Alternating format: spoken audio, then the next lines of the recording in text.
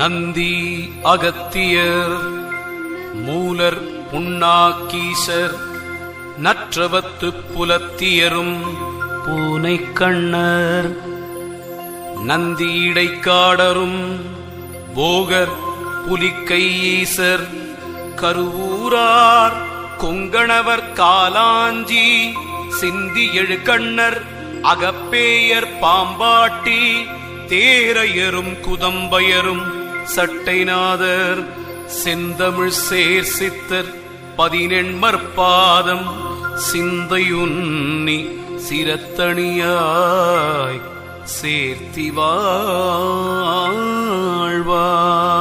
ஓம் நம சிவாய.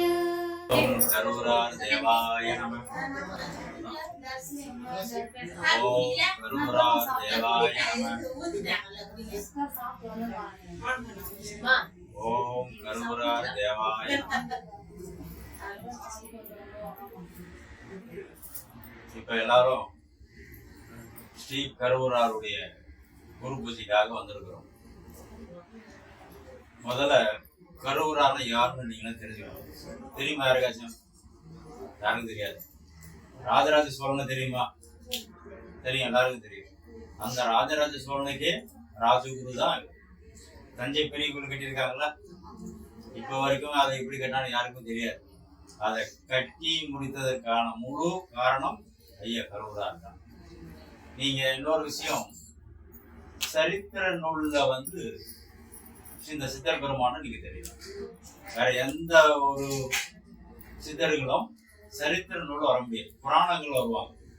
சரித்திரத்தை நீங்க ராஜராஜ சோழனுடைய சரித்திரத்தை படிச்சீங்கன்னா அவருடைய ராஜகுருவா இருந்து செய்தார், கூட இருந்து எல்லாம் நிர்மாணம் பண்ணான்னு சொல்லி அவரோட வரலாற்று நூல் இருக்கு. அங்க தஞ்சை பெரியகளை போனீங்கன்னா கல்வெட்டுலையும் இருக்கு. முன்னாடியே நம்ம சென்ட்ரல் கவர்மெண்டுடைய தொழில காலம் ஃபுல்லாவே பதிச்சு வச்சிருக்காரு. அவ்வளோ பெருமை வாய்ந்தது. சரி, இப்ப அவருக்கு ராஜகுருவா இருக்காரு, நம்மளுக்கு என்னவா இருக்கிறார்? இங்க வீட்டுல மாதா பிதா சரிதானம்மா. மேபி இப்ப நான் சொல்ற விஷயம் எல்லாருமே எல்லா குடும்பத்தையும் நடக்கூட விஷயம் தான். நான் புதுசா ஒண்ணு சொல்ல போறது இல்லை. ரொம்ப இடத்துல மாதா பிதாவுக்கு மரியாதை இல்லாம இருக்கு. அப்படிதான் இருக்கு. அப்படிதான் இருக்கு. எப்படின்னா தாய் தந்தை சொல்ல பெருசா யாரும் கேட்கறது இல்லை. ஏன்னா பிள்ளைங்க எல்லாம் நல்லா படிச்சுட்டாங்க, நல்லா சம்பாதிக்கிறாங்க. சரி, நல்லா படிச்சுட்டா சம்பாதிச்சுட்டா தாய் தந்தை பேச கேட்காம இருக்கலாமா? இருக்கலாமா? இருக்கக்கூடாது. சரி, இங்க ஏன் இந்த நிலை வருது? ஏன்னா என்கிட்ட 1000 பேர் வராங்க. ஒவ்வொருத்தருடைய புலம்பல் என்னன்னா, பிள்ளைங்கள் என் பேச கேட்கறது இல்லை. அது பையனா இருக்கு, பொண்ணா இருக்கு. இந்த கம்ப்ளைண்ட் அதிகமா வருது. இதுக்கு காரணம் யார்? அந்த தாய் தந்தை தான். ஏன் சின்ன வயசுல இருந்தே இங்க மாதா பிதாவுக்கு அப்புறம் இன்னொருத்தர் யார் வரா? குரு. அதுக்கப்புறம் தான் தெய்வம். அதெல்லாம் வச்சுங்க. இதுல வேடிக்கை என்னன்னா, அம்மா அப்பா தெய்வம் இந்த 3 பேர் சொல்றாங்க. உதடுகள் ஒட்டும் குரு. அப்ப அந்த குருக்கு எவ்வளவு பெரிய தன்மை. எதுலையுமே குருமார்கள் எப்படி இருப்பாங்க? எல்லாருக்கும் ஆசீர்வாதத்தோட இருப்பாங்க. ஆனா தனக்கான விஷயத்துல ஒட்டுதல் இல்லாம இருப்பாங்க. இப்ப தாய் இருக்கும், தந்தையா இருக்கட்டும், இந்த ஒட்டுதல் இல்லாம இருக்க முடியுமா? பிள்ளைங்களோட பாசம் இருக்கும், அன்பு இருக்கும், அதுல ஒரு ஒட்டுதல் வந்துடும், ஆனா வரும். இப்ப இந்த குருங்கிற அப்படி கிடையாது. எல்லாம் செய்வார், ஆனா ஒட்டுதல் இல்லாம தள்ளி நிற்பார். அதான் பெரிய கேட்டகரி. இப்ப இந்த ராஜராஜ சோழனுக்கு ராஜகுரு கருவூரார். அவருடைய பையன் ராஜேந்திர சோழன். ஆனா அவர்கிட்ட இவர் நெருக்கமா இல்லை கருவூரார். அதுதான் நம்ம புரிஞ்சுக்கணும். இப்ப வரைக்கும் நிலப்பரப்பில் பெரிய அளவில் ஆண்டவன் ராஜேந்திர சோழன். இது வரலாற்று நூல் சரிதானா? வரலாற்றுடைய ஆவணம். ஆனா அவனை பத்தி பேசுறோமா? ராஜேந்திர சோழன் பத்தி நம்ம பெருமையா பெருசா பேசாத. சாதாரண மக்கள் பேசுவாங்க. விவரம் தெரிந்தவர்கள் ராஜேந்திர சோழனை பத்தி பேசுவாங்க. ஏன் ராஜராஜ சோழனை பேசுறாங்க அப்படின்னா கருவூராருடைய ஆசீர்வாதம், அந்த குரு ஆசீர்வாதம். அப்ப அங்க அரசனுக்கு மட்டும் இல்ல, ஒரு குடும்பத்திலையும் குருவுடைய ஆசீர்வாதம் வேண்டும். இந்த குருனா யார் முதல்ல அதை தெரிஞ்சுக்கிட்டு, குரு அப்படின்னா பர பிரம்ம நிலையை அடைந்தவர்கள், சிவநிலையை அடைந்தவர்கள். இங்க ஒரு கன்ஃபியூஸ் இருக்கும், சிவநிலைன்னா என்ன, பரபிரம்ம நிலை என்ன. முக்கியமா எல்லாரும் ஒரு விஷயத்தை கேள்விப்பட்டிருப்பீங்க, ஜீவ சமாதி கேள்விப்பட்டிருப்பீங்களா? ஜீவ சமாதி, ஜீவ சமாதி என்னம்மா?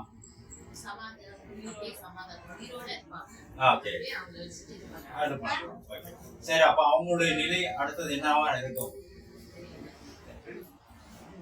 எனக்கு ரொம்ப பேர் ஒரு வார்த்தைன்னு சொல்லுவாங்க, நான் சித்தர்களுடைய ஜீவ சமாதிகள்லாம் போயிட்டு வரேன். சித்தர்களுக்கு ஜீவ சமாதியே கிடையாது, அதனால அது கிளியரா புரிஞ்சுங்க. இப்ப நீங்க சொல்றீங்களே, உயிரோட ஒருத்தர் இருப்பாரு, தன்னோட உயிர் போற நேரத்துல சமாதி பண்ணுவார். சித்தர்கள் அப்படி கிடையாது. இந்த உடம்பை இப்ப நீங்க சொல்ற கணக்கு பிரகாரம் பார்த்தா உடம்பை விட்டுறாங்க, சரிதானா? உடம்பை விட்டுறாங்க, உயிர் போகும்போது நீங்க சொல்றீங்க, அப்ப உடம்பை விட்டுட்டு உயிர் போயிடுது. இந்த உடம்பை இந்த உயிர் விட்டுட்டு அந்த உயிர் என்ன பண்ணும்? திருப்பி இன்னொரு உடம்பை தேடும். அதனாலதான் பிறவி இன்னொரு பிறவி கிடைக்கும் நமக்கு. சொல்ல என்ன சொல்றாங்க, பிறவி பிறவி பிறவி எடுத்துக்கிட்டே இருக்கிறோம், எனக்கு பிறவி துன்பம் வேணாம் அப்படிதான் பாடுறாங்க. அப்புறம் அப்படிதான் படிச்சிருக்கிறோம், பிறவி துன்பம் வேணாம் சொல்றோம். ஆனா அந்த பிறவி துன்பத்தை நீக்குவதற்கு என்ன பண்றோமா? சரி, இதுக்கு முக்கியமா என்ன காரணம்? இந்த உயிருக்கு ஒரு உடம்பு வேணும். இந்த நான் பேசுற பேச்சு நீங்க எங்கேயும் கேட்க முடியாது, அதையும் நான் சொல்லிடுறேன். புதுசா இருக்கு உங்களுக்கு எல்லாம், கொஞ்சம் யோசிச்சு மட்டும் பாருங்க, சரிங்களா? இந்த உயிருக்கு ஒரு உடம்பு இந்த இறைவன் மூலம் கொடுக்கப்பட்டது. இந்த உயிர் இறைவன் கொடுத்ததில்லை, அது நான் அவசியம் கிளியரா. இப்ப நான் சொல்ற கருத்துக்கள் எல்லாமே திருமந்திரத்துல திருமூலர் சொன்ன விஷயம் தான், என்னுடைய கருத்துக்கள் அடைய, சரிங்களா? அப்ப இந்த உயிர் இறைவனுக்கு நிகரா உள்ளது. பதி பசு பாசம் என பகர் மூன்றில் பதியினைய போல் பசு பாசம் மனாதி. பதியினை சென்றடகா பசு பாசம், பதியணையில் பசு பாசம் நிலாவே. இதுல என்ன அர்த்தம் அப்படின்னா, பதி என்பது இறைவன், பாசம் என்பது நம்முடைய ஆசைகள் குற்றங்கள், பசு என்பது நம்முடைய ஆன்மாக்கள். இது மூன்றும் இறைவன் போல ஆதிகாலம் தொட்டே இருக்குமாறு அது புரிஞ்சுங்க. ஆனா என்ன சொல்றாங்க, இறைவனால் நம்மளாம் படைக்கப்பட்டவன்னு சொல்றோம். கிடையாது, இறைவனை கொடுக்கப்பட்டது இந்த உயிருக்கான உடம்பதான் கொடுக்குறாரு, அதில் அதை புரிஞ்சுக்கணும். அப்ப இந்த உடம்பை நாம் காப்பாத்திக்கிட்டா இன்னொரு உடம்பு தேவைப்படாது, சரிதானா? இந்த உடம்பு நான் எடுத்துக்கிட்டேன், இந்த உயிர் எடுத்துக்கிச்சுன்னா இன்னொரு உடம்பு தேடாது. இன்னொரு உடம்பு தேடலைன்னா எனக்கு இன்னொரு பிறவி வராது. இது சஞ்சலம். சரி, இந்த பிறவி கணக்குல எப்படி வருது? இப்ப நான் உயிரோட இருக்கேன் அப்படின்னா என்ன அடையாளம்? நார்மலா பார்த்தா என்னோட பேச்சு செயல்பாடுகள், நான் உயிரோட இருக்கேன். இப்ப ஒருத்தர் ரோட்ல மயங்கி விழுந்துட்டாரு, அவரு உயிரோட இருக்காரா இல்லைன்னு எப்படி பார்க்கலாம்? சொல்லுமா, எப்படி பார்க்கலாம்? எப்படி தெரிஞ்சுக்கலாம்? வேற எப்படி தெரிஞ்சுக்கலாம்? நாடி எல்லாரும் பாடிக்கு தெரியாது. எக்ஸாக்டா சொல்லிட்டீங்க. பாமரன் என்ன பண்ணுவான், மூச்சை கையில பார்ப்பான், மூச்சு வருதா. ஒருத்தர் சார்ந்துட்டான்னா அவனுக்கு சுவாசம் வருதான்னு பாக்குறான். அப்ப ஒரு உயிர் அந்த உடம்புக்குள்ள இருக்கிறதுக்கு இந்த சுவாசம் தான் காரணம். இப்ப நம்ம இருக்கிறதுக்கு அதான சுவாசம் தான் காரணம், தெரிஞ்சு போச்சு இல்ல? ஆனா அந்த சுவாசத்தை பத்தி என்ன நினைச்சு பாக்குறோமா? நம்ம இப்படி பேசுறதுக்கு, ஓடுறதுக்கு, ஆடுறதுக்கு எல்லாம் காரணம் இந்த சுவாசம். இப்ப கை கால் நம்ம செவருக்கு அசைக்க முடியுது, சரிதானமா? ஆனால் இங்க உள்ளுக்குள்ள நுரையீரல், இதயம், இதெல்லாம் எப்படி வச்சிருக்காங்க? நம்ம கொண்டோட இருக்கா? கிடையாது. இருந்தா என்ன ஆகும்? மூச்சு விடுறத நம்ம கண்ட்ரோல் இல்லம்மா, சரிதானா? இது ஆட்டோமேட்டிக் சிஸ்டத்துல இருக்குது. இப்ப மூச்சு வந்து நம்ம சுவாசிக்கிறவங்க வச்சுக்கோமே, என்ன பண்ணுவோம்? ஒரு கடலை மூச்சு விட்டுருவோம், சரிதானா? இப்ப கை நீங்க வைங்க, எவ்வளவு நேரம் வச்சிருக்கீங்க? வச்சுக்க முடியாது. ஒரு 1/4 மணி நேரம் வச்சுதான் பெரிய விஷயம். அதே மாதிரி சுவாசமும் இதெல்லாம் இறைவன் என்ன பண்றாரு? நம்ம கண்ட்ரோல் இல்லாம வச்சிருக்கிறாரு. ஏன்னா நீங்களா நம்மளாம் சேர்ந்து அதை அவ்வளவா வலுவா செயல்படுத்த முடியாது அப்படின்னு. ஆனா இங்கதான் ஒரு விஷயத்தை அவர் சொல்றார். சுவாசம் ஒருத்தர் மயங்கி வந்துட்டா நம்ம சுவாசத்தை பார்த்துதான் ஓகே நம்ம இருக்கானா இல்லையானா பாக்குறோம். இந்த சுவாசம் வெளியே போனது நம்ம உடம்புக்குள்ள வரல. அப்ப இந்த உடம்பு என்ன சொல்லுவோம்?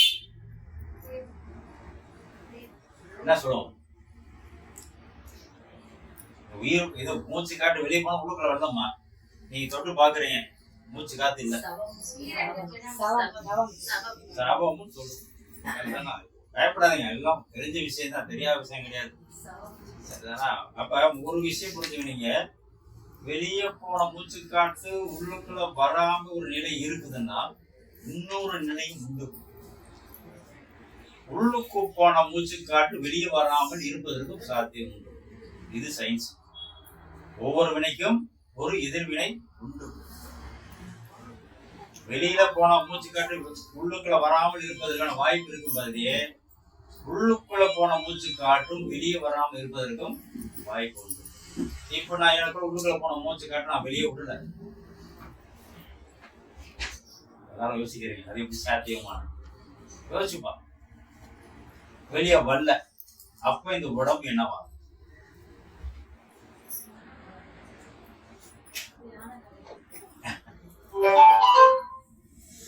நீங்க ஏற்கனவே சொல்றீங்க கேட்க மாட்டேங்குது.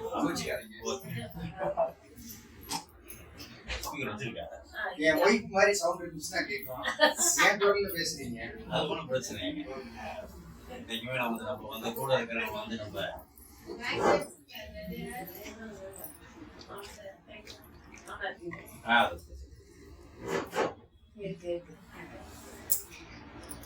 இப்ப வந்து உள்ளுக்குள்ள போன மூச்சு காட்டு உள்ளே இருந்துச்சு. என்னவா சொல்லுவோம் கேட்டேன். அம்மா வந்து தியான நிலை, அது ஒரு ஸ்டேஜ். ஆனா அதை கடந்த நிலை என்னவா இருக்கும்? வெளியே போனுச்சுன்னா நம்ம என்ன சொல்றோம்? சவம் சொன்னோம்ல. உள்ளுக்குள்ள நின்றுச்சுன்னா அதான் சிவம். அது தெரிஞ்சுக்கணும். உள்ளுக்குள்ள சுவாசம் நின்றுடுச்சுன்னா அது சிவநிலை. அப்படி அடைந்தவர்கள் தான் சித்தர்கள். அதுதான் வந்தேன். சித்தர்கள்லாம் என்ன நீங்க புரிஞ்சுக்கணும்ல. ஏதோ சித்தர் சொல்றாங்களே. இப்ப நான் சுவாசத்தை உள்ளாரே நிறுத்திக்கிட்டேன். அப்ப எனக்கு இன்னொரு உடம்பு தேவைப்படாது. அப்ப எனக்கு இன்னொரு பிறவி கிடையாது. இங்க உள்ளவங்க மூச்சு நிறுத்தும் பொழுது என்ன ரியாக்ஷன் நடக்குதுங்களா? இப்ப இந்த உயிர் நம்ம உள்ள எப்படி இருக்கு தெரியுமா? நெருப்பா இருக்கா, தண்ணியா இருக்கா, நிறைய தெரியுமா? நம்மகிட்ட தான் இருக்கு. யாருமே யோசிச்சது கிடையாது. சரி, நமக்கே தெரியாது. அது ஒரு நிலை. ஆனா இந்த உடம்பு தண்ணியா இருக்குது, திடப்பொருளா இருக்குது, எலும்பு மஜ்ஜை எல்லாம் கலந்துருக்கு, சரிதானா?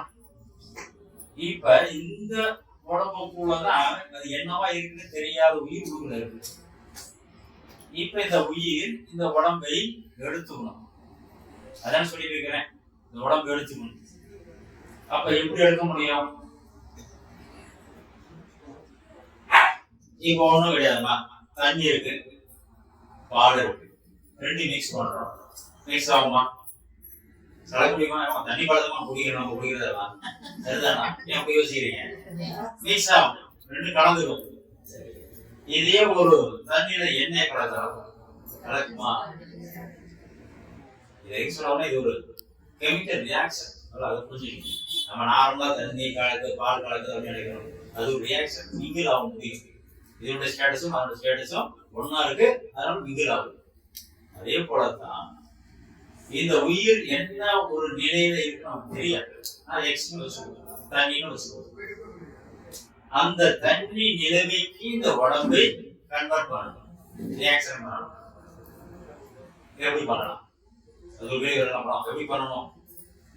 இப்ப சாதாரணமா நம்ம கெமிஸ்ட்ரியில ஒரு விஷயம் சொல்லுவாங்க, சப்ளிமேஷன், பதங்கமாதல். கேள்விப்பட்டீங்களா?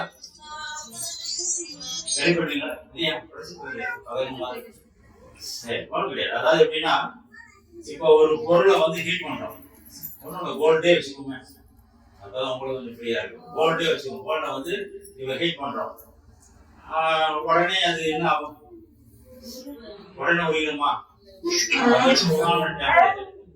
ஓகேவா? அதற்கான டெம்பரேச்சர் மெல்ட் ஆகும்.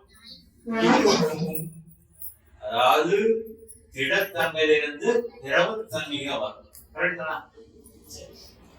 இப்ப திடத்தன்மையிலிருந்து திரவத்தன்மை, இதுவே ஒரு சூழல் இருக்கு, அதை கொடுக்கிறோம். அது என்ன ஆகும்?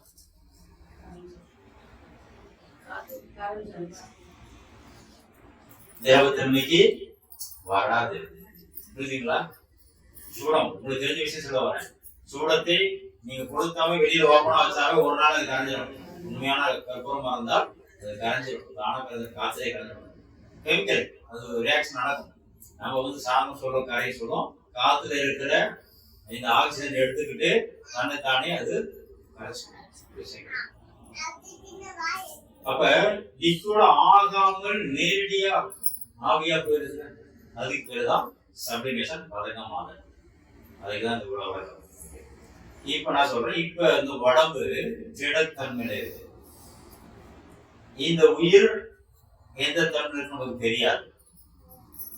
இந்த திடத்தன்மையில இருக்கிற விஷயத்த இந்த உயிர் சார்ந்த நிலைக்கு மாத்தணும். நம்மள ஒரு அண்டாவதுக்கு சூடு வச்சிடலாமா?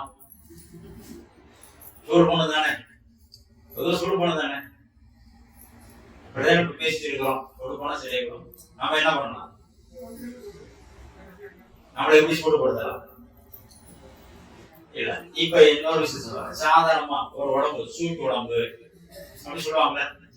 சூட்டு உடம்புனா உடம்புக்கு சில பாதிப்புகள் வரும், வயிறு செரிமானம் ஆகாது, இதெல்லாம் பிரச்சனை வரும். சூட்டு உடம்பா இருந்தால் நல்ல தூக்கம் வரும்.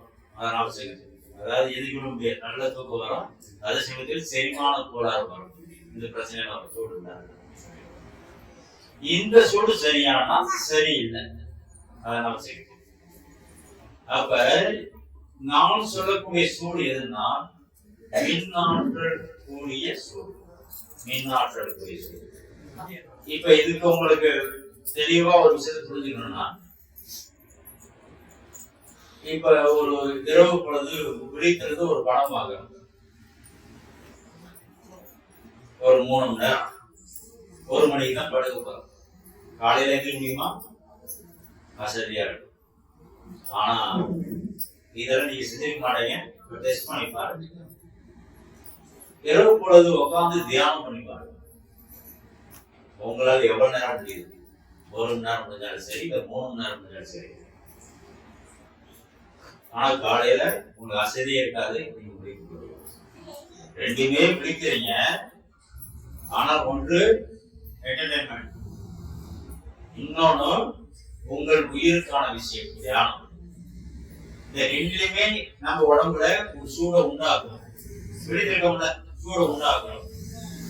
இது சூடு இந்த உடம்புக்கு ஆகாது, அதான் அவசியம். 2வது ஏற்படக்கூடிய சூடு மின்னாற்றலை உருவாக்கும், அது இந்த உடம்புக்கும் நல்லது.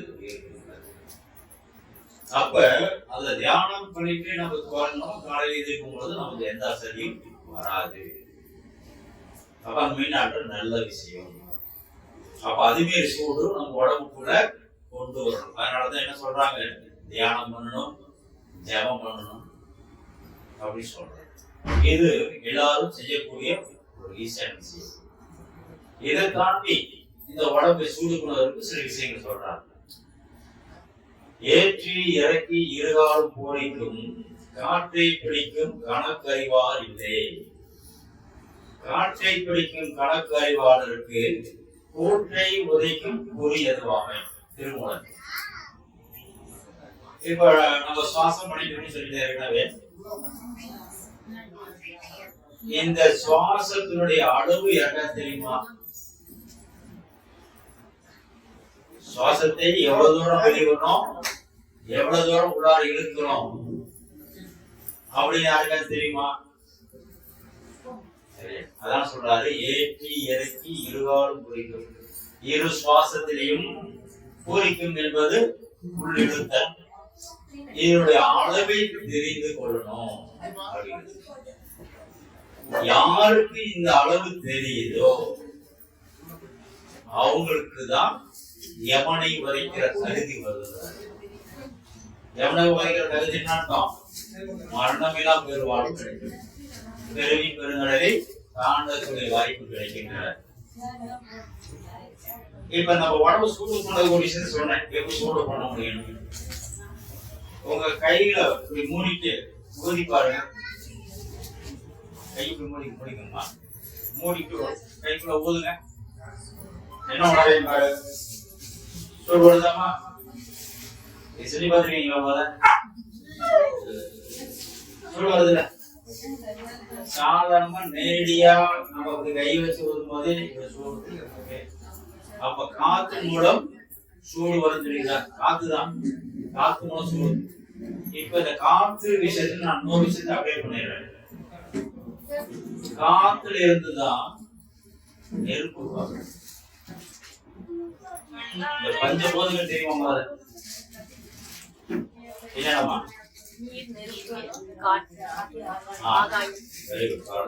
நிலம், நீர், நெருப்பு, காற்று, ஆகாயம். இந்த பஞ்சபூதங்கள் எப்படி உருவாகுதுன்னா ரிவர்ஸ் ப்ராசஸ். ஃபர்ஸ்ட் ஆகாயம் தான் இருந்துச்சு. ஆகாயம் என்ன அர்த்தம்? வெட்டவெளி. வெட்டவெளினா எந்த ஒரு சலனமும் கிடையாது, எந்த சலனமும் கிடையாது. இந்த வெட்டவெளியிலிருந்து இந்த பிறப்பு எல்லாத்துக்கும் வரணும். மேபி இதுல இருந்து அவங்க வினைகள் திறந்து மேல வரணுங்கிறதுக்கு ஒரு சலனத்தை கொடுக்கிறார் இறைவன். அப்படி சலனம் என்ன அர்த்தம்? காற்று. இப்ப காற்று எதை நமக்கு தெரியும்? ஒரு செடி அசைஞ்சா தெரியும், இல்ல காற்று நம்ம மோதினாலும் நமக்கு தெரியும். பார்க்க முடியுமா? பார்க்க முடியாது. ஆகாயத்தை பார்க்க முடியாது, உணர முடியாது. அதனால அவசியம். அடுத்த ஸ்டேஜ் காற்று பார்க்க முடியாது, ஆனால் உணர முடியும். இந்த காற்று இருந்தா அடுத்தது நெருப்பு வருது. நெருப்பு பார்க்க முடியுமா? பார்க்க முடியாத விஷயம் மாக்கிறது. காற்றை பிடிக்க முடியாது, நெருப்பையும் பிடிக்க முடியாது, அதுக்கும் உருவம் கிடையாது. இப்ப அடுத்தது இந்த நெருப்புல இருந்து நீர் வருது. இப்ப நீருக்கு உருவம் உண்டா? எந்த பாத்திரத்தில் இருக்கு அந்த உருவம் சரிதானா? எந்த பாத்திரத்துக்கு வருதோ நிலையான அந்த அது உருவம் வந்துடும்.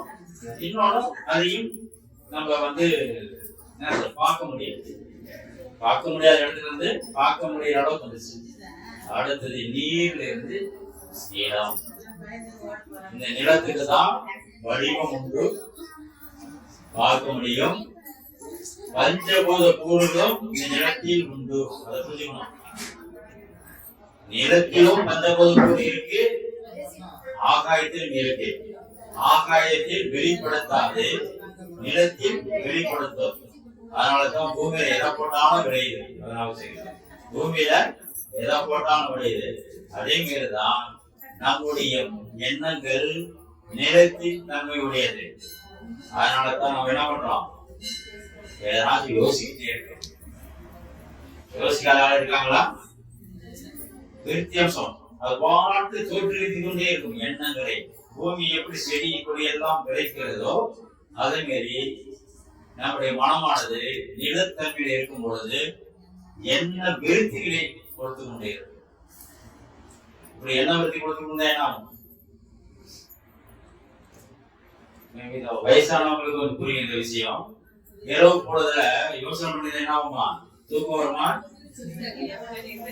தூக்கம் வர சின்ன பிள்ளைங்களுக்கு தெரியாது, தெரியும். தூக்கம் எண்ணங்கள் அவ்வளவு டிஸ்டர்பன்ஸ் உண்டாகும். நான் வச்சுக்கிறேன். அப்ப எண்ணங்களை நாம் அளவாக வைத்து என்ன அளவு எப்படி பண்ணணும்? நான் திருச்சிக்கு போனோம், எப்படி யோசிக்கலாம்? எப்படி போலாம்? எந்த வண்டியில போலாம்? ட்ரெயின்ல போலாமா, கார்ல போலாமா, பஸ்ல போலாமா? ரைட், சரி நான் கார்ல போறேன். கார்ல போனா எத்தனை மணிக்கு போலாம்? அவ்வளவு முடிஞ்சு போச்சா? சில பேர் என்ன நினைப்பாங்க, இங்க கிளம்புறது இருந்து எங்கெல்லாம் சாப்பிட்டு எங்கெல்லாம் இறங்காமோ அது வரைக்கும் நினைச்சுட்டே பார்க்கணும். இது கம்யூனிஸ்ட் ப்ராசஸ். நான் சொல்றது நினைக்கிறோமோ நினைக்கிற விஷயத்த அந்த அளவு எடுக்கணும். இல்ல இப்பதான் உண்டு. அந்த அளவை வந்து நம்ம ஃபிக்ஸ் பண்ண தெரியணும். இதுல ஏன் பெரியவங்களுக்கு பாதிப்பு இருக்கு, சின்ன பிள்ளைங்களுக்கு இல்ல? ஏமா இப்ப இந்த பையன் என்ன பதிவு வந்திருக்கும்? பதிவுகளே கிடையாது. ஸ்கூலுக்கு போனா சாப்பிடலாம், அந்த பதிவுகள் வேற எந்த பதிவும் கிடையாது. வளர வளர ஒவ்வொரு பதிவுகளாவும் வரும். பிளஸ் ஆர் மைனஸ் தெரியல.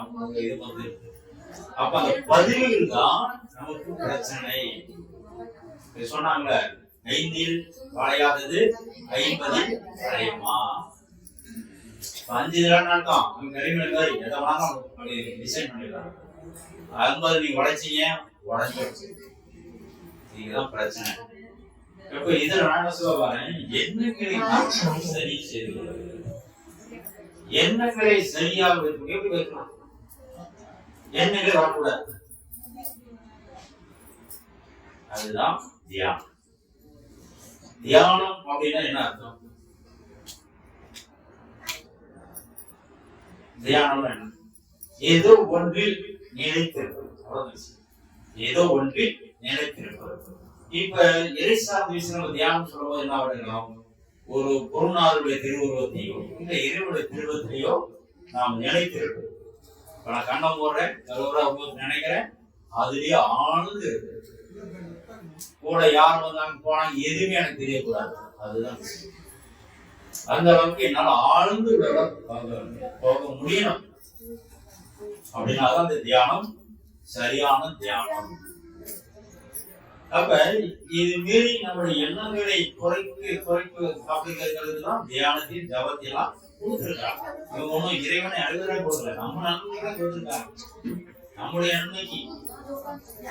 இன்னொன்னு, அதிக எண்ணங்கள் ஒருத்தர் இருந்தாலும் உடம்பு சூடாகும். இப்ப நம்ம திருப்பி வந்துடுவோம்.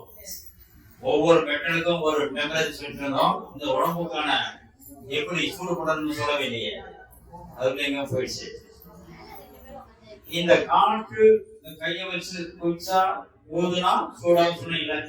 அப்ப காற்று வச்சு சூடு பண்ணலாமா உடம்ப? காற்றுல தான் நெருப்பு வருது, அதுக்காக அப்படி வந்துச்சு. அதனாலதான் அந்த பஞ்ச விளக்கத்தை நான் கொடுத்தது. காற்றுல இருந்தா நெருப்பு வரும். இப்ப கைய வச்சு ஊதுனாவே நெருப்பு சூடு வருதுன்னா நம்ம உடம்புக்கும் அந்த காற்று விடணும். எப்படி விடலாம்? நான் சொன்னது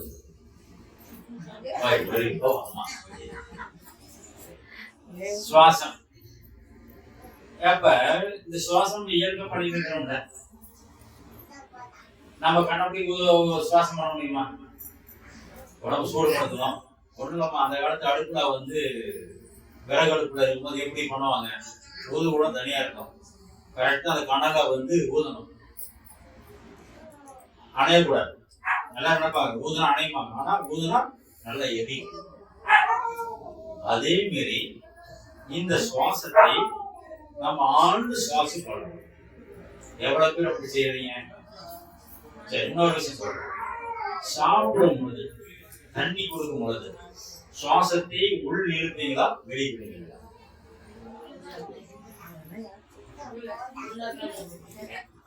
எல்லாரும் யோசனையா இருக்கு.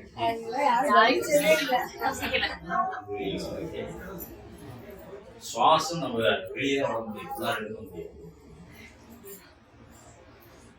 ஒன்னும் ட்ரை பண்ணி பாருங்க. பேசும்போது சுவாசத்தை வெளியே விடுவீங்களா உள்ளார எடுப்பீங்களா? உள்ளார எடுத்துனே பேசுங்க, முடியாது, வெளியே தான்.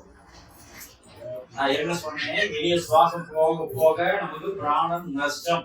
கரெக்டா சொன்னா? வெளியே போனா முடிஞ்சு போச்சு, உள்ளார போக போக சிவம். நல்லா புரிஞ்சுங்க, உள்ளார சுவாசம் போக போக நம்ம சிவமா மாறுவோம். அப்ப இந்த சுவாசத்தை நாம் உள்ளுக்குள்ள எவ்வளவு இழுக்கலாம்?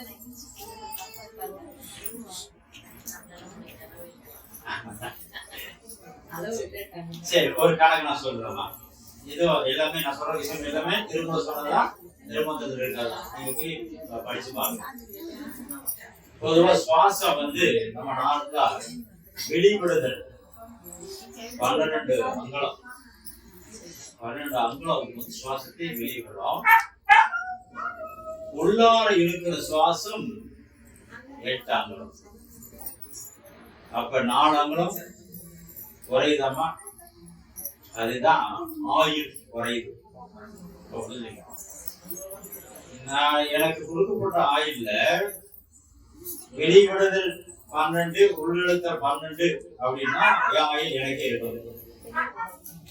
நான் வெளிவிடுதல் 12 வச்சு உள்ளுக்குள்ள 8 தான் இழுத்தேன்னா 4 மைனஸ். அப்ப என் ஆயுள் ஒவ்வொரு ஆயுள் தான் குறையுது. அதனால அவசியம் அது எல்லாம் புரிஞ்சுங்க. நம்ம உடம்ப பத்தி தெரிஞ்சுக்குவோம். நம்மளோட ஆயுள் குறையுது. இப்ப ஒரு நாளைக்கு 21,600 மூச்சு காற்று சுவாசிக்கும். நீங்க சயின்ஸ்ல நீங்க கூகுள் போட்டா வரும். இன்னும் பெரிய விஷயம் சித்தர்களும் அதான் சொல்றாங்க, 21,600 மூச்சு காற்று. இப்போ ஒருத்தர் பிறகு எடுக்கிறார், ஒரு நாளைக்கு 21,600 மூச்சு காட்டி இன்னும் 100 வருடம் நான் வச்சுக்கோ அப்படின்னு அக்கௌண்ட் போட்டு அனுப்பிச்சிட்டாங்க. இப்ப சில பேர் என்ன பண்ணுவாங்க, செலவு கொஞ்சம் அதிகம் பண்ணுவாங்கல்ல. அக்கௌண்ட்ல காசு இருக்கு, கணக்கா பண்றவங்க இருக்காங்க, எக்ஸஸா பண்றவங்க இருக்காங்க. அப்படி சில பேரு சுவாசத்தை 21,600 பதிலா 50,000 சுவாசிக்கிறாங்க. முடியுமா? அப்படி 50,000 சுவாசிக்க முடியுமா? ஏன் அப்படி அதிகமாகுது?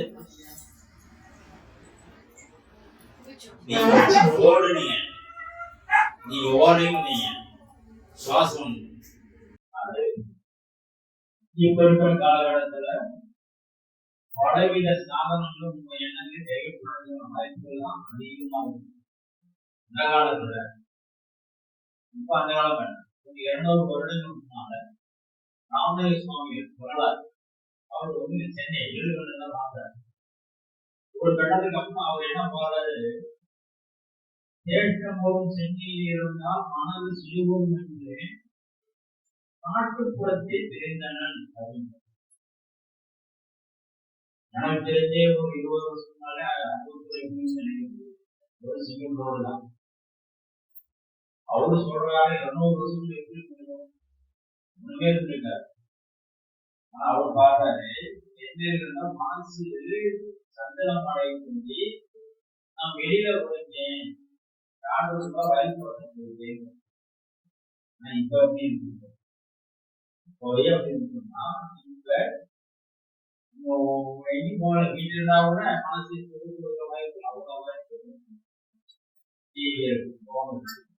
எல்லாம் இதுல எல்லாம் பாசிட்டிவான விஷயம் கொண்டு வராங்கன்னா கிடையாது. அப்ப நம்மதான் அப்படி நம்ம நகர்ந்தா மட்டும்தான் நம்மளுடைய முக்கியமா சின்ன பிள்ளையில தியானம் சிறு வயதில் சரி செய்தால் மட்டும்தான் ஒரு இயற்கைக்கு அப்புறம் முன்னால இல்லைன்னா இதுக்கெல்லாம் நம்ம சரியா நடக்கணும் அப்படின்னா நமக்கு சொல்லி தரது வேணும். அவர்தான் இந்த பொருள் இருக்கும் பட்சத்தில் தான் நமக்கு தெளிவு கிடைக்கும். எல்லாரும் நினைக்கிறாங்க வாழ்க்கை வாழ்க்கை கன்னியாசு வாழ்க்கை நவீன வாழ்க்கையை சிறப்பு பிள்ளைகள் ரொம்ப இடத்துல பிள்ளைகளுக்கு கஷ்டம், பிள்ளைங்களால கஷ்டம். இப்ப இதுவே குருமாருடைய கவனம் நடக்கும். பிள்ளைகள் தாய் தந்தை பேசி கேட்பாங்க. அந்த பிள்ளைகளுக்கு என்ன தேவையோ அது நடக்கும். பிள்ளைங்களுக்கு என்ன வேணும் அப்பாவும் நினைக்கிறாங்க இப்படி வந்து நம்ம நல்லா இருக்குன்னு நினைப்பாங்க. அதுவும் இந்த குருவுக்கும் தன்மை இருக்கு. இப்ப அதான் சொன்ன மாதிரி ஆதார் பிதா குரு, இந்த குருவை மதித்தால் ஆதார் பிதாவுக்கு எந்த வீட்டில் குருவை வணங்குகிறாரோ அந்த மரியாதை எந்த வீட்டில் குருவை வணங்கணும். குருவான் ஞானி. இந்த குரு வணக்கம் எங்கே இருக்கிறதோ அங்கே ஆயுதத்திற்கான மரியாதை வந்து குடும்பம் அன்பாக சந்தோஷமாக இருக்கும். நமக்கு தேவை அன்பு சந்தோஷம். இது அடுத்தது ஆனந்தம் ஒரு விஷயம். சந்தோஷம் ஆனந்தம் என்ன தேவை? ஒரே வார்த்தையா நம்ம ஒண்ணுதான் பேசிருக்கோம். சந்தோஷம் ஆனந்தம். சந்தோஷம் வந்தால் துன்பமும் ஆனந்தம் வந்து ஆனந்தங்கிறது இன்பம் துன்பம் கடந்து இருக்கிறது ஆனந்த நிலை. அதனாலதான் இறைவனுடைய தாண்டவத்தை ஆனந்த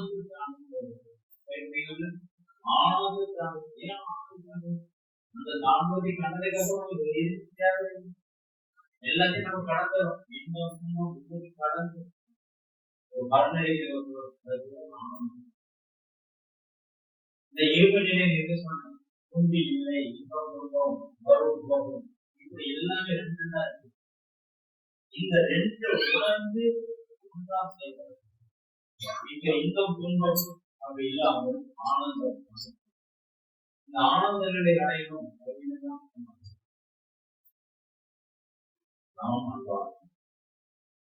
அன்பு சிவம் என்பது அன்பு சிவம் என்று அறிவிலார். அன்பே சிவமாவது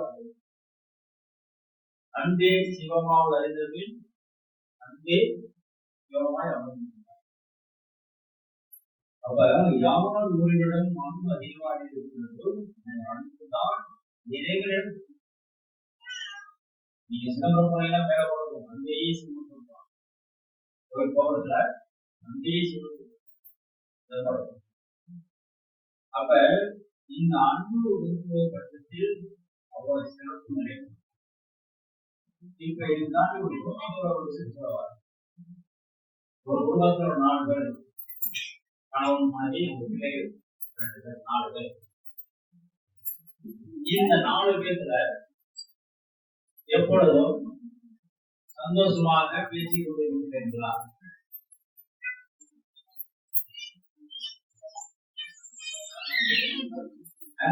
அந்த 4 குடும்பத்துக்குள்ள தினமும் சந்தோஷமா பேசுறீங்களா?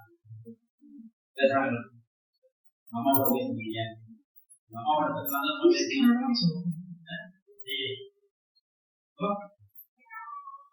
அன்பா பேச நம்ம வீட்டு சுயநலங்களுக்கு நம்ம பேச முடியாது. வெளியில எப்படி இன்னொரு விஷயத்தையும் புரிஞ்சுக்கணும். நேருக்கு நேர் கண்ணுக்கு எதிர தெரியவாது ஒன்றும் கூட இது நம்ம குடும்பத்தை கூட என்னாலும் அன்பா பேச முடியலாம். நம்மளால பார்க்க முடியாத இறைவன் கூட வாழ்க்கையின் பேர் ஒரு நபர்கள் கூட நேரம் அன்பா பேச முடியாமல் பார்க்க முடியாத 2 பேர் சொல்லுவோம். எனக்கு தெரியல, தெரிஞ்சே தெரியாம அப்ப இங்க அன்பு வரணும். குடும்பத்துல அப்படி நான் ஒரு கண்டிஷன் சொன்னா சொல்லுவாங்க, என்ன சொல்லுவாங்க,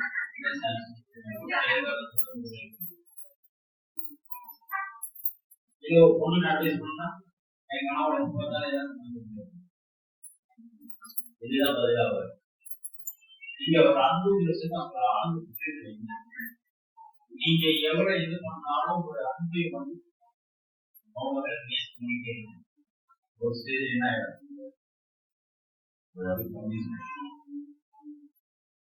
கண்டிஷன் மாறும். அதுக்கப்புறம் அவங்க என்ன பண்ணிடுறாங்க,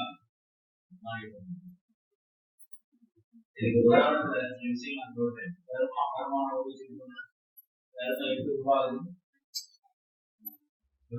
தர்மம் யார் ஒருவர் தன்னுடைய சகோதர சகோதரி தன்னுடைய கணவன் மனைவி நண்பர்களோ அதன் நிமித்தமாக கருதுவார். இப்ப நான் சில சொல்றேன், குடும்பத்தை எங்களை நீங்க பார்த்துருக்கோம் இல்லையா? யாரும் பேச வேண்டாம். எங்கள் குடும்பத்தில் தாய் தந்தை மதிக்கிறோம். அவங்களுக்கு என்ன தெரியுமா? அடுத்த ஜென்மத்தில் தாய் தந்தை இந்த காலத்துல எத்தனை பிள்ளைகள் ஆதரவா இருக்கு கருமாறிதான் செய்யும். குறைச்சி பேசுறது அதான் மதிக்கணும்னு சொல்லலாம். இருக்கிற மதிக்க நீங்க அவ கூட இருக்கும் பொழுது அன்பா இருக்கிறது உதாரணம். ஒரு குழந்தை அழுது ஒரு பொம்மை செய்வது ஒரு பொம்மை கொண்டு வரும் தீக்கோடு உடைச்சிருது. திருப்பி அழுது திருப்பி ஒரு பொம்மை போதலாம் திருப்பியும் உடைச்சிருது. திருப்பி அழுது படிக்கிறது ரெண்டு விஷயம் பண்ணுவோம். ஒன்னும் உடையாத பொருள் கொடுப்போம். கொடுக்கலாமா? உடையாத பொருள் கொடுக்கலாம். இன்னொன்று பொருளே கொடுப்போம். இப்ப யார் ஒருவர் கணவன் மனைவி உறவை மதிக்கிறீங்களோ அவங்கள்ட்ட இந்த காலத்துல நடக்குது. அவங்க திருமணமே நடக்காது, அது கொடுக்கப்படாது. அடுத்தது பத்து செய்யற குடும்பம் காணணும் ஆகும். நடக்குதா? புரியல. உடையாத பொருள் எது? சொன்னபத்தி கேட்காத மனைவி, சொன்னபத்தி கேட்காத கணவன், ரெண்டு சைடும் சொல்றேன். அது உடையாத பொருள். கிடைக்காத விஷயம் என்ன? ரொம்ப பேருக்கு திருமண சார்ந்த விஷயம் அவ்வளவு பிரச்சனை இருக்கு. இதான் உண்மை, இதான் நடக்குது. காலத்துல பாத்தீங்கன்னா டக்குனு பார்த்தா அப்பா போய் பாப்பாங்க சரி ஒரு 10 குழந்தைகள் இதெல்லாம் நடந்த விஷயம். இப்ப பிள்ளைகள் நான் பார்க்கணும், நான் பேசணும், நான் முடிவு நீங்க அடுத்தது புத்திர பாக்கியம். புத்திர பாக்கியம் அவங்க கையில் இருக்கா? 10 குழந்தைகள் எங்க இருந்துச்சு? ஒரு குழந்தை கூட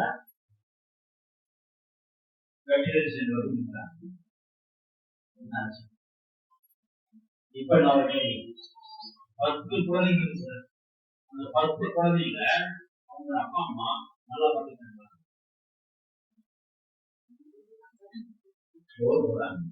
நல்லா பார்த்துக்கிறது. இப்ப ஒரு குழந்தை பிறந்தால் அந்த குழந்தை என்ன நினைக்கிறாங்க? இன்ஜினியர் ஆகணும், இவன் டாக்டர் ஆகணும் நினைக்கிறாங்களா? அப்ப யாரும் சொல்லிருக்காங்க அதை கவனித்து அப்படின்னு சொல்லுவாங்க.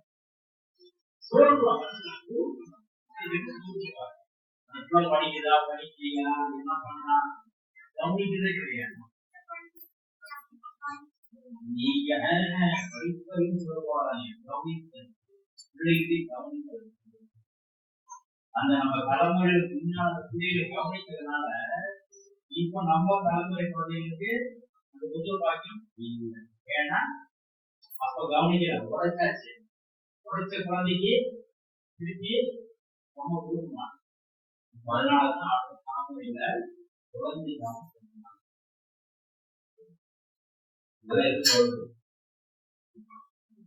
நம்ம கூட இருக்கிற உறவு இருக்கணும்னா எந்த உறவையும் நாம் குறிக்கிறியா? அமைதியா ஆசை பேசுறேன். இங்க ஆசை என்ன பேசுவோம்?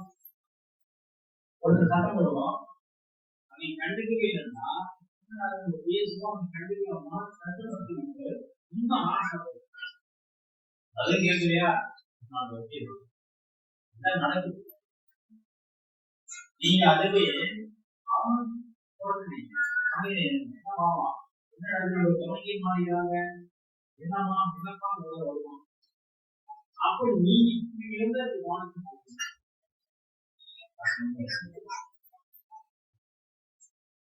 பிள்ளைகளை சாதிக்கும் சரி, இந்த இல்லறத்தில் கணவனுடைய உறவையும் சரி, ஒருத்தர் பேலன்ஸ் சரியாக இருந்தால் சந்தோஷமான வாழ்க்கை, ஆனந்தமான வாழ்க்கை. அந்த ஆனந்தமான வாழ்க்கையில நான் சொல்றது எனக்கும் உங்க ஆத்மாவுக்காக செலவு பண்ணுங்க. உங்களுடைய எண்ணங்களை எண்ணங்களை டெவலப் பண்ணி அதை நீங்கள் இதெல்லாம் நீங்க ஃபாலோ பண்ணா மட்டும்தான் உண்மையான. நான் 4 வேளை சொல்றேன், 2 வேளை குளிக்கிறேன் அப்படின்னு சொல்லதான் ஆனந்தம். மனதை சுத்தப்படுத்துவதுதான் ஆனந்தம். அன்பு நிலையில் இருப்பதுதான் ஆனந்தம். ஒழுக்கத்துடன் இருப்பதுதான் நேர்மையாய்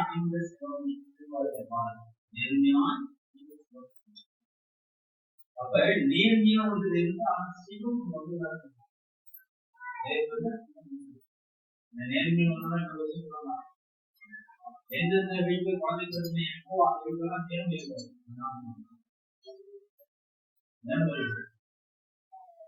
உதாரணம் சொல்ல. ஒரு தலைமுறையில பஞ்சாயத்து தலைவராக இருக்கு. பஞ்சாயத்து தலைவர்னா அவருக்கு என்ன வேணும்னா பஞ்சாயத்து தலைவர் பஞ்சாயத்துல தீர்ப்பு சொல்லணும். தீர்ப்பு சொன்னா எப்படி இருக்கணும்? நேர்மையா. என்னதான் நேர்மையா இருந்தாலும் எல்லா பேரும் சரியா கொண்டு போயிடலாம். அவரோட இருக்குமா? அப்படி ஒருத்தவங்களுக்கு தவறான தீர்ப்பு கொடுக்கிறார். அந்த தீர்ப்பினால் பாதிக்கப்பட்டவர் என்ன பண்ணுவான்?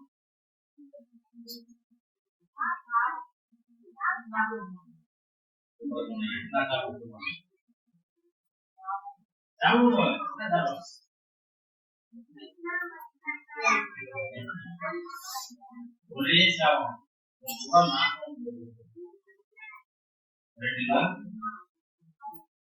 நான் சொல்றது கேட்டா நேர்மை எந்த குடும்பத்தில் இருக்கோ அந்த குடும்ப சிறப்பு திரைகள் தான் இல்லாம இருக்கும். இல்ல கஷ்டம் தான். நேர்மை எவ்வளவு நேர்மை யாருக்கோ நினைக்கிறோம். நேர்மை நல்லவில்லை என்றால் நம்ம குழந்தைகள் நல்லா இருப்பார்கள்.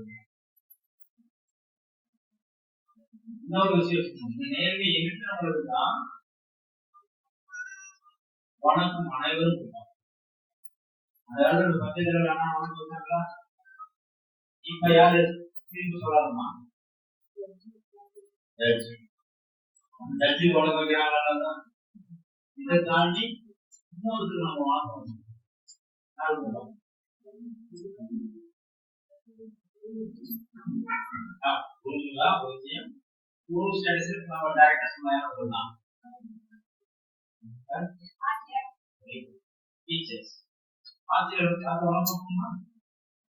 எவ்வளவு பெரிய ஆளா இருந்தாலும் அவங்க டீச்சர் பார்த்தா நீ வணக்கம். ஏன் டீச்சர் சொல்றேன்? அந்த டீச்சர் நான் படிக்கிற எல்லா சூழ்நிலையும் நான் படிக்கிறேன். புரியுங்களா? அந்த பிள்ளைகளை அவரும் பாதுகாப்பு. அதனால மரியாதை நேர்மைக்கு பிள்ளைகளுக்கு கணக்கு நீங்க உங்க குழந்தைகள் சிறப்பு வளர்க்கணும்னா நேர்மைக்கு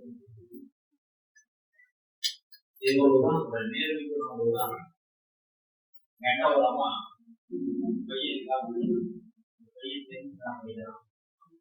மேற்கொண்டு என்ன படிக்கணும் அப்படின்னு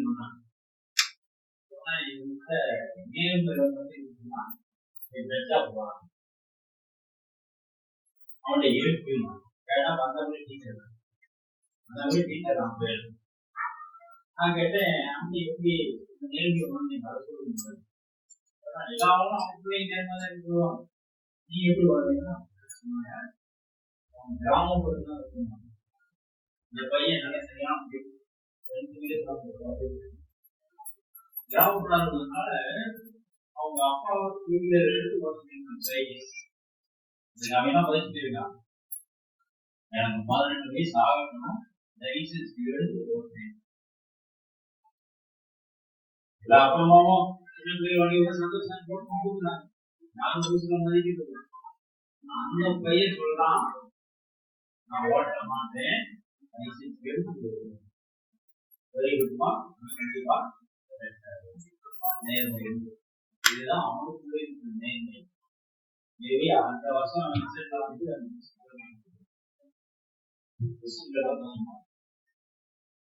இதுதான் நேர்மை ஒருத்தர் இருக்கிறாங்க இல்ல நம்ம எவ்வளவு நேர்மையா நேர்மையா இருந்தால் அந்த இறைவனே நமக்கு இன்னொரு விஷயம் நம்மளுடைய பிள்ளைகள் சிறப்பாக இருப்பதற்கு நீங்க தாய்க்குரிய முக்கியம் பிள்ளைகளையும்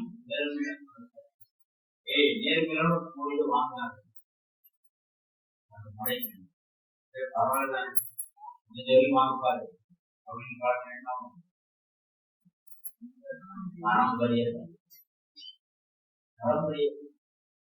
நம்ம இதெல்லாம் என்னமோ போடுறோம் ஒரு தடவை போனோம்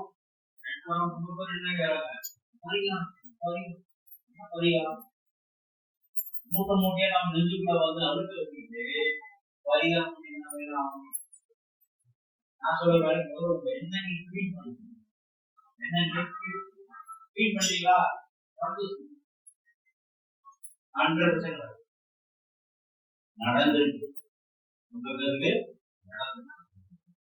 ஆச்சரியப்படும் இப்ப கூட கல்யாணம் ஆகாத கல்யாணம் சொன்னாங்க வரக்கூடிய மனைவி நல்லா பார்த்துட்டீங்க இந்த கோயில் போவாத வரக்கூடிய மனைவி நன்றாக சொல்லு அதையெல்லாம் பண்ணணும் வரக்கூட கணவனை நல்லா பார்த்து ரொம்ப பிரச்சனை என்ன அவனா வரலாறு பெண்களை கேவலம் பேசுகிறார் நீங்கள் ஆண்மையும் ஒருத்தரை குறைச்சு பேசுவது அதனால படைப்பு இப்போ ஒருத்தரை பத்தி பெருமையை பேசுகிறார் பேசியாமணி பேசுவியா யார் பத்தி பேசுவார் பேசுவியா பேசி அடுத்தவங்களை பெருமையை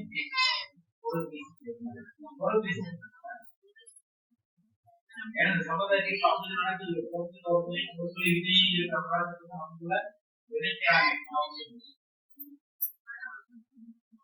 தப்பான விஷயங்கள் இருக்காங்க உங்களுடைய கல்வி முக்கியம் பெண்கள் பணியை இந்த கல்வி உங்களுக்கு உங்கள் கல்வி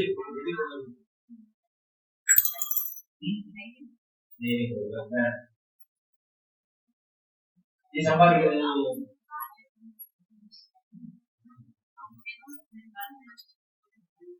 சொந்த நாடு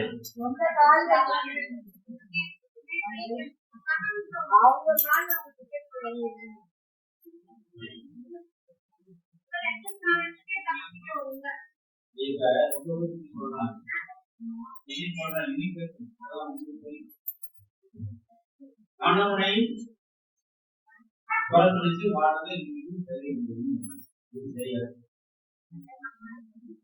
சொல்றாங்கன்னா இது சரியா நான் படிச்ச கல்வி என்னுடைய சம்பாத்தியம் கணவனை குறைத்து சொல்றாங்க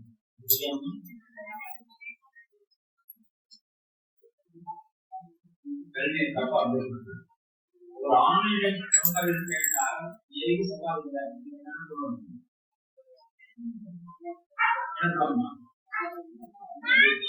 குடும்பத்துக்காக சம்பாதிக்கிறாங்க. இந்த ரேட் யாரும் சம்பாதிக்கிறாங்க நேரைகள் நீ சம்பாதிக்கிறப்பா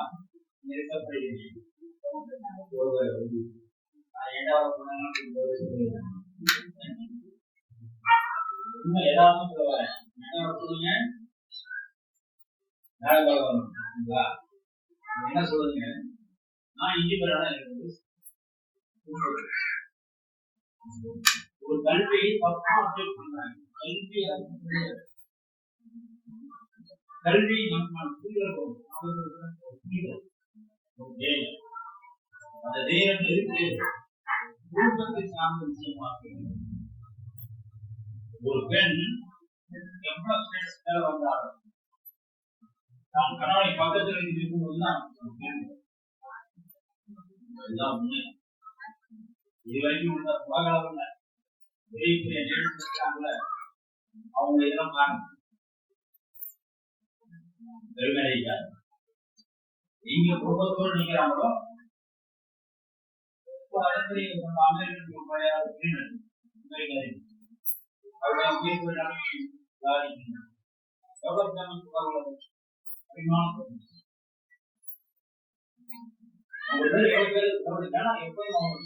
அமெரிக்கன் கணவனை சார்ந்து செயல்படுதல் அட்வைஸ் பண்றவங்க அதுதான் சொல்றேன். நான் பரவாயில்ல சரியா இருக்கிற உறவை மனசீர்த்துக் கொள்வதால்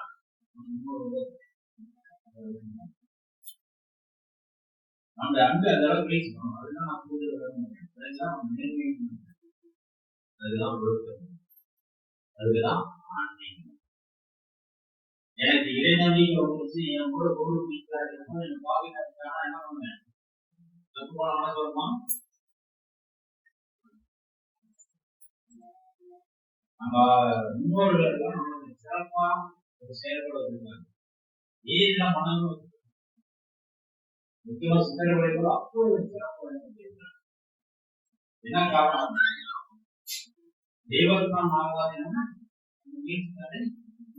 புரிதல் இந்த உடல் யோகா இந்த வருத்தம்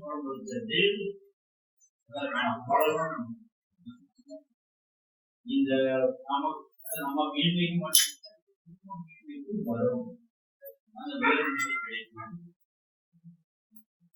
டெய்லி ஒரு 10 நிமிஷத்துல ஒரு 20 நிமிஷம் ஒவ்வொருத்தரும் தியானம் ஜபம் பண்ணுங்க.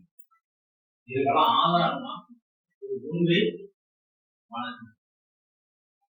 குருங்கிறது ஞானி மகத்திலிருந்து ராமலிங்க சுவாமி வரைக்கும் யாராவது ஒரு மகான ஏன்னா சொன்னேன் நேரடியா இருந்துச்சு. ஏன்னா அவருடைய கர்மாக நேர்மையான காரணம் பிள்ளைகளை உயர்த்துவதற்காக பிள்ளைகளுக்காக யாராவது அவங்களுக்கு திருப்பாக்கி இல்லாதவர்கள் அவர்களுக்கும் சிறப்பானது நல்லதுதான். அப்ப நமக்கு ஒரு பெரிய நல்ல விஷயத்தை சரியா பார்க்கணும். ஒரு குடும்பத்துல இதுவே வணக்கம் நடக்கணும், இதை பத்தி பேசி நடக்கணும், இது சம்பந்தமும் குருவே நடக்கணும். இது என்னுடைய கடவுள் சித்தர்களுக்காக நான் அடிக்கடி சொல்லியிருக்கிறேன். இது பேர் கூறியிருக்காங்க, நான் நடத்திருக்கேன். முதலாக இது நடத்தியவர்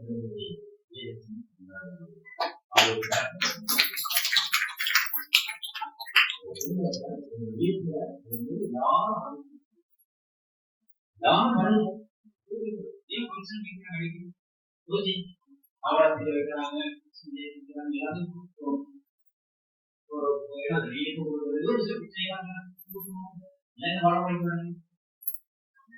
இந்த நேரத்தில் ஒரு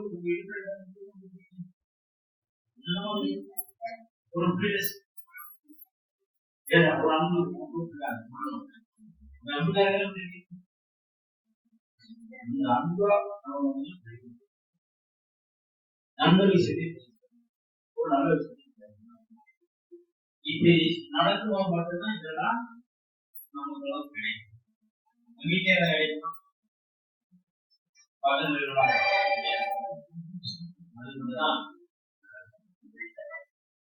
அப்ப அது இந்த பூஜை முறைகள் ஒவ்வொருக்கும் உணவை வழங்கி வாழ வழங்கி உங்களுக்கான உயர்வு கிடைக்கும். முக்கியமா இந்த குருவுக்கு ஞானியை கவனிங்க. இந்த முக்கிய நிலை அப்படிங்கிறத பத்தி உங்களோட ஒரு விஷயத்தை புரிஞ்சுங்க. இந்த ஜீவ சமாதி அப்படிங்கிற விஷயம்தான் அது ஒரு ஸ்டேஜ் இருக்கலாம். அது கடந்த நிலையிலும் சிந்தன நிலை. இந்த உடம்பை காப்பாற்றிக் கொள்வதுதான் சிந்தர்களுடைய மார்க்கம். அதற்கான வழிமுறைகள் தான் தியானம். இந்த விஷயம் கேட்டீங்களா?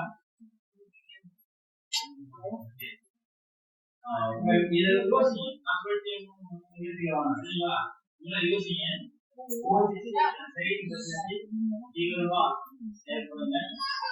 குடும்பம் ஆனந்தமா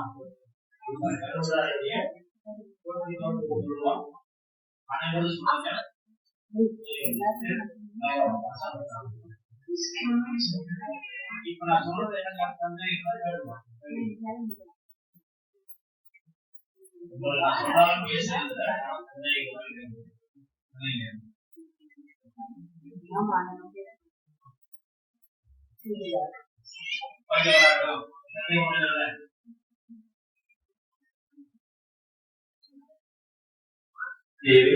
திருவடியான் சிவமாக்கிரிக்கும் திருவடியான் சிவலோகம் சேர்க்கும் திருவடியான் சிறைமலர்த்திக்கும் திருவடியானே உலகின் அறிவடைந்து ஒருவனால் அருமாய் நிற்கும் சிவம்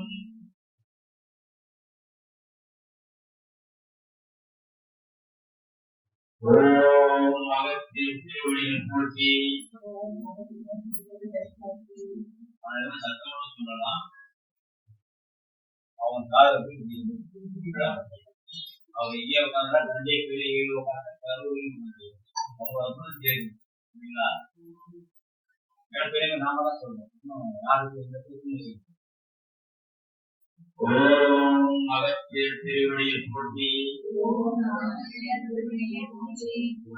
அகத்தில் சித்த திருவடியில் போற்றி. ஓம் அசிவனி தேவர் திருவடியில் போற்றி. ஓம் அத்திரி மகிழ்ச்சி திருவடியில் போற்றி. ஓம் அம்மான் திருவடியில் போற்றி. ஓம் முக்தியானந்த திருவடியில் போற்றி. மறைவினான திருவடியில் போற்றி. மரணி சுவாசாய திருவடியில் போற்றி. மதமாபரவு திருவடியில் போற்றி. மதமணி சித்த திருவடியில் போற்றி. ஆனந்த சித்த திருவடியில் போற்றி. இடைக்கால திருவடியில் போற்றி. ராமலிங்க சுவாமிகள் திருவடியில் போற்றி. ஓம் ராமதேவர் திருவடியில் போற்றி. ஓம் ராமானந்த திருவடியில் போற்றி.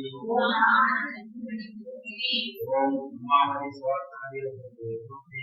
ஓம் அவ்வையா திருவடியில் போற்றி. ஓம் பஞ்சம சித்த திருவடியில் போற்றி.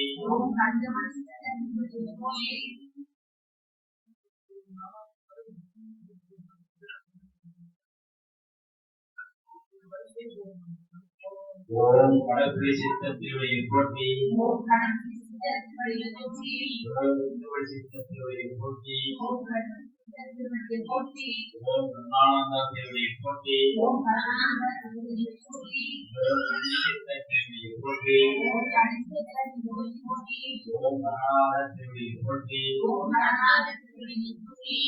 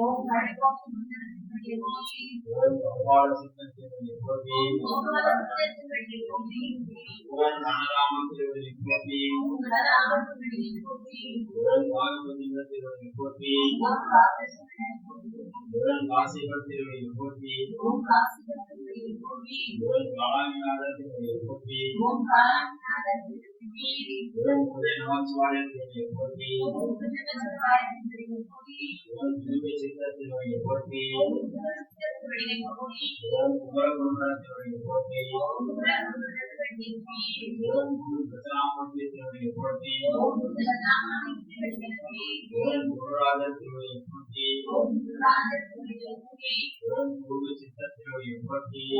ஓம் ஓம்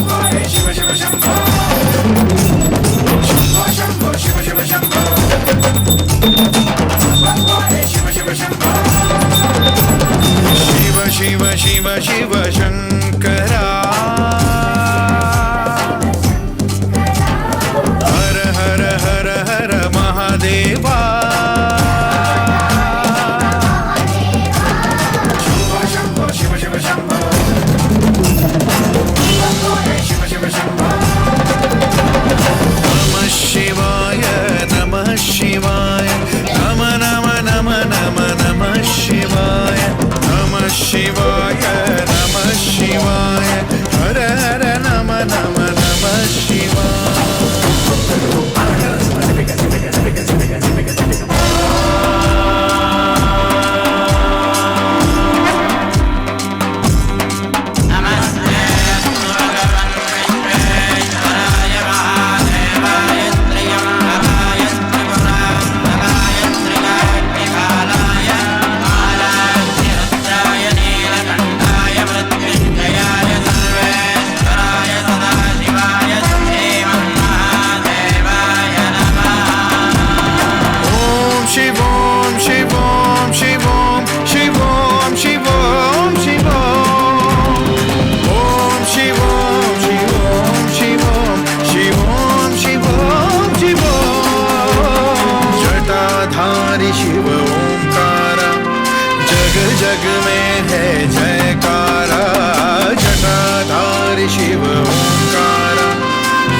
जग में है जय